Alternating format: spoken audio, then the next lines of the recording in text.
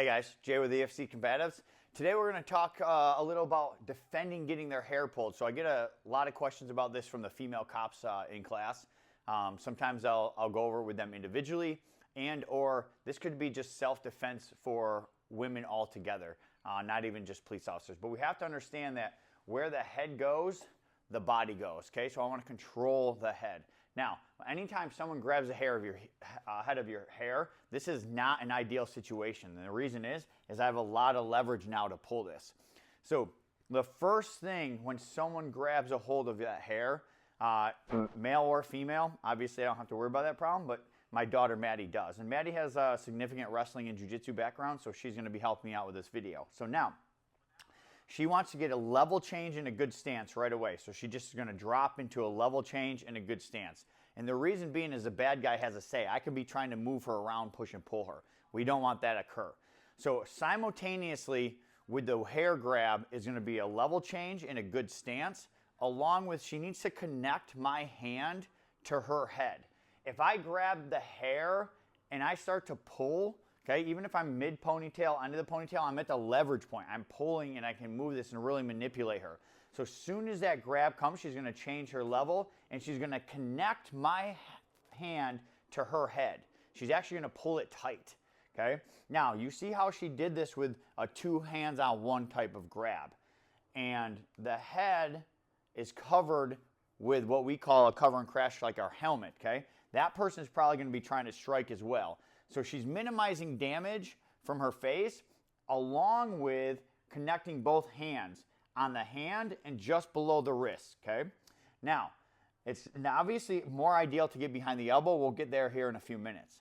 But the first thing she wants to do from this position now is she wants to drive into me and use this elbow, not just as a frame to protect her, but she can be driving that up into my face, into my throat. She can be moving me around, okay, and manipulating my base. If I'm trying to punch and hit her and she's driving me around, controlling the space, I am less likely to be throwing strikes and trying to get my balance and break her grip. So the first one we're going to go to is probably a little less percentage, but the easiest one to do is anytime I have a strong grip, okay, my wrist is straight, I need to bend it to be able to break that grip. So she's going to drive into me. Once she drives into me, she's going to take the backside arm and she's going to turn like she's going into a 2-on-1 position.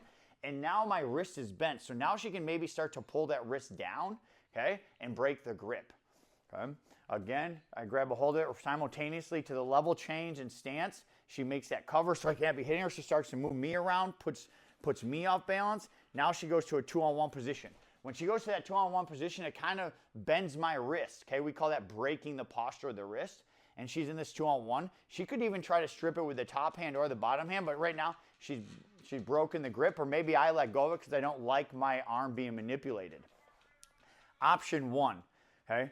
Second option now is if you can't get that arm, the grip to come off the ponytail from there, even if I grab the end, the first part never changes. She's going to go 2-on-1, good stance, level change. Now she's driving in and she's going to manipulate me, okay? She's utilizing that. This elbow can come up and go into my face, a distraction to area strike, maybe changes my behavior. But now what I want you guys to see is the backside arm. From this position, she can't bend my wrist, or I tucked my elbow because I kind of know what I'm doing. Okay? And she's going to take that outside arm, she's going to come up like a tomahawk, and she's going to chop inside just above my elbow. Okay, now her head goes into my face or up tight to my chest. And the reason she goes to this position is now she's letting go of my hand on her head, but her head is connected to my face, so I can't manipulate her head very well with her hair. If we spin this side, you're going to see she's on a wrist or a bicep tie, so I can't strike her and I can't re-grip with that far side hand. Now from this position, she's going to drop into some sort of body lock. Yes, keeping her posture good, and she's going to break my hips in, and she can take me to the ground. From this position, I may still have a hold of it, but I have no ability to move her head. Okay, I'm trying to move her head, and I can't.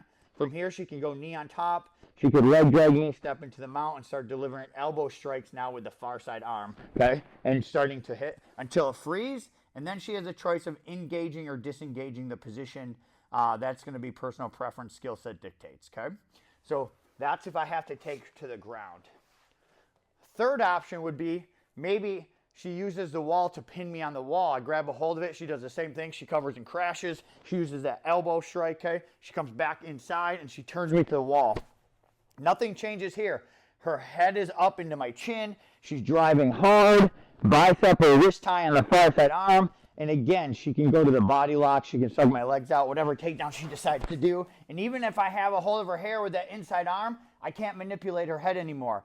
So now she can step back into that mount, cross my legs, and she can start punching me, dropping elbows from close range.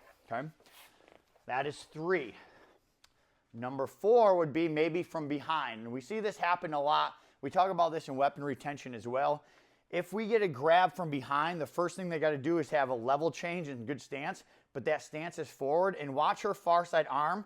The far side arm for me is going to be like a T-Rex or an alligator arm, so that she's ready to fight for that reach around. So I reach and grab her hair. She comes up, connects it to her head. Stance level change. The far side arm, though, she can't let me body lock her or choke her here. So that far side arm is that alligator arm. She's ready to fight here. And now I can still manipulate it a little bit so she connects it to her head. From this position, her inside leg is going to step back, and now she's going to turn underhook, and now she's right back into that same position. She can let go of the head here because I'm only momentarily going to be able to move it because her head's tight to my body. She's taking the space away. Now she can go to the body lock, take me back down, turn me into the wall, wherever she's going to go from that position and start dominating for me. You could be in a position where maybe you're going to decide to go to a weapon system here. You could strike or just disengage the position. So 4 pretty good options for defending the hair pull. And it all comes down to the basics that we teach in EFC level 1 skills: stance and level change, winning the inside position, underhooks, 2-on-1s, bicep ties, inside head position. Thank Maddie for helping us out today, and hope you guys like it. Try it out.